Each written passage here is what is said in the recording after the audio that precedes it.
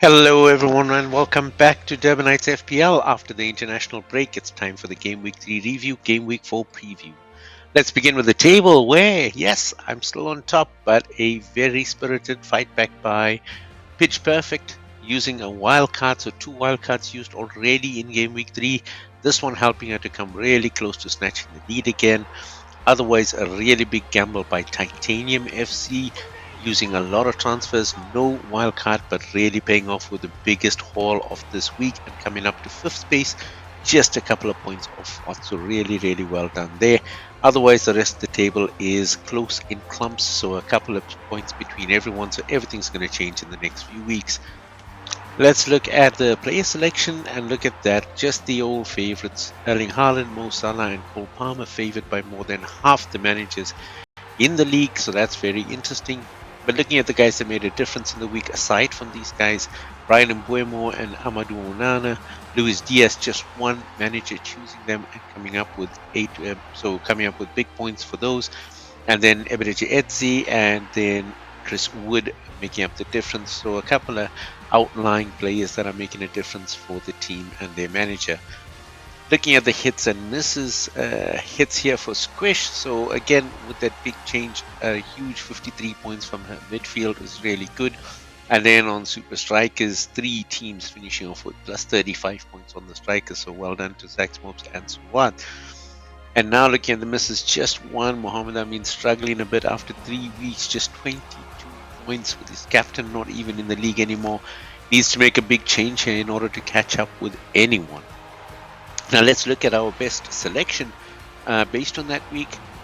Henderson up at the back, nothing really big on the defenders, no one getting more than 6 this week, but in the midfield, big points here: Mbuemo, Salah, Onana, Eze, and Luis Diaz scoring here.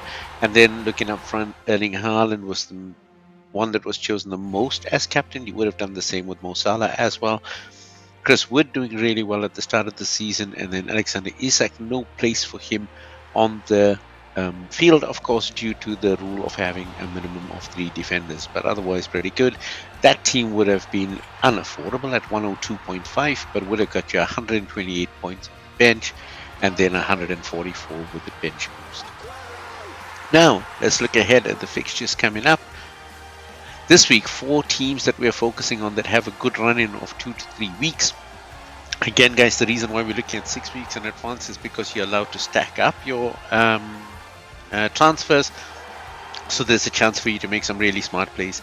Aston Villa have a good run coming up against teams that are really struggling in the league currently.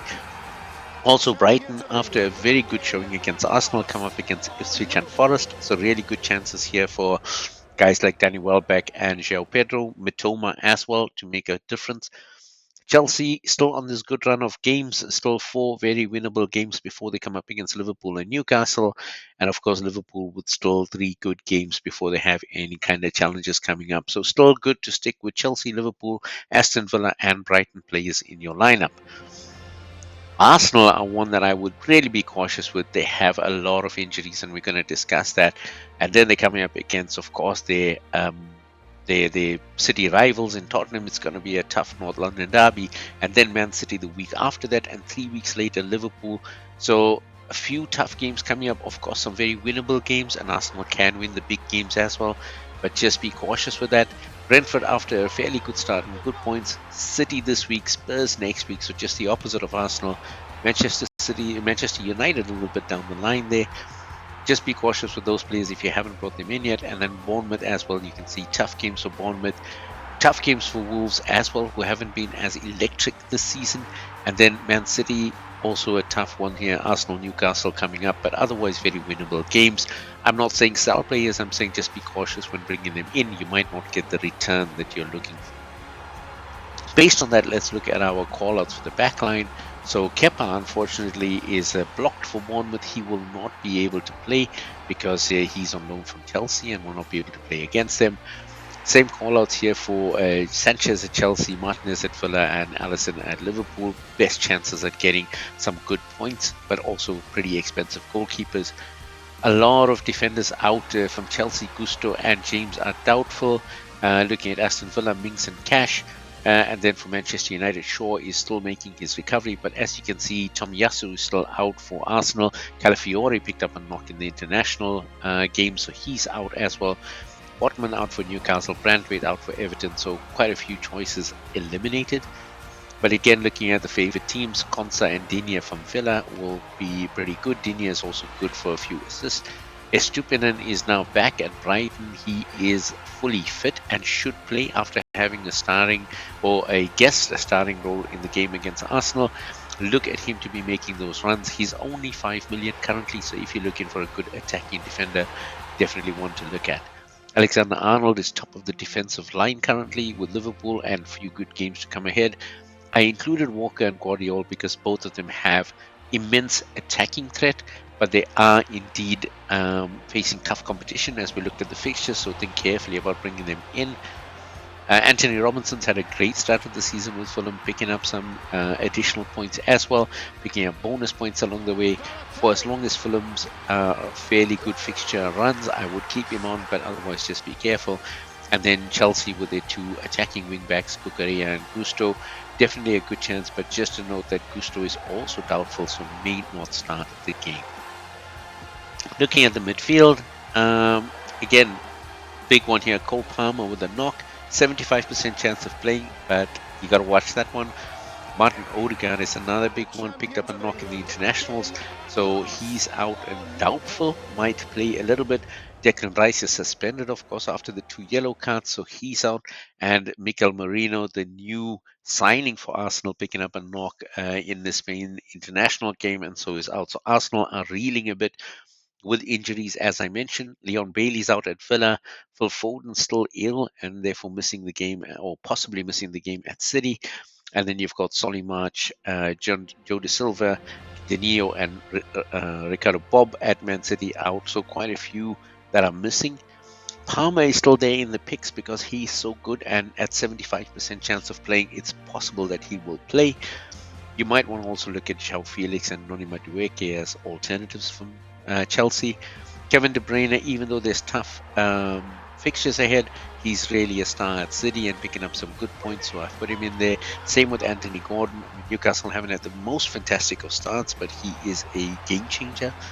Emil Smith-Rowe, Traore and Iwobi are doing so well for Fulham. Again, while the fixtures are good, I would definitely support them, picking up a lot of value as well as they go. Mo Salah's off to a flyer this season. You've got to go with him based on the next 3 games that Liverpool have, and then think carefully about how to move. He's also a pretty good option for a captain this week against Nottingham Forest, so think about that. Looking at Aston Villa, looking at some young talent here in Morgan Rogers, who's been doing really well. He's been really active, maybe not getting the points that he deserves, but with Aston Villa's games coming up, it's possible that he might be a good find. And then Amadou Onana, already 2 goals in this campaign, really looking good as an attacking option there. Omari Hutchinson, I definitely still back him to be a player that will pick up a lot of points, maybe when Ipswich's games line up a little bit better. Some tough games ahead, but he's really good, really talented. You can see that. And now including Kaoru Matoma, of course, and Jakub Minte, both of them doing really well for Brighton. And with Brighton's run of games coming up, you might want to consider them as good picks. And then looking at the forwards, Solanke's still doubtful for Tottenham, Højlund's still out for United, and Callum Wilson for Newcastle. And then, of course, you've got Jesus doubtful at Arsenal, and Watkins also doubtful at Aston Villa, which is quite unfortunate given that they have a few games coming. But he's at a 75% chance of playing, so it's very possible that he will play. But looking at our picks, Alexander Isak is now picking up his picking up good form, 9 points in the last game week, so well worth it. Haaland is on 2 hat-tricks, going for a hat-trick of hat-tricks this week, so definitely one to watch. And then Nicholas Jackson is picking up handy points as well. Watkins, I've put him in, of course, for Aston Villa. He is always the first choice striker, but if you don't want to chance him, he's pretty expensive. John Duran is doing really well for Villa, so maybe one that you want to consider up front for the next few weeks. And of course, Brighton's duo of Welbeck and João Pedro doing really well so far this season in 3 games that have gone past. A fairly good run of games for Brighton coming up. They don't look too bad on injuries, so you might want to consider bringing in these guys. They're still fairly cheap based on the cost initially. but there are options if you want to look at them. So that's what we have for this week, guys. It's going to be an interesting one. Everyone coming back after 2 weeks away. Hope you guys have the good picks and hope the video helps. Don't forget to like, subscribe, drop us a comment every once in a while. But otherwise, that's all for now. Adios.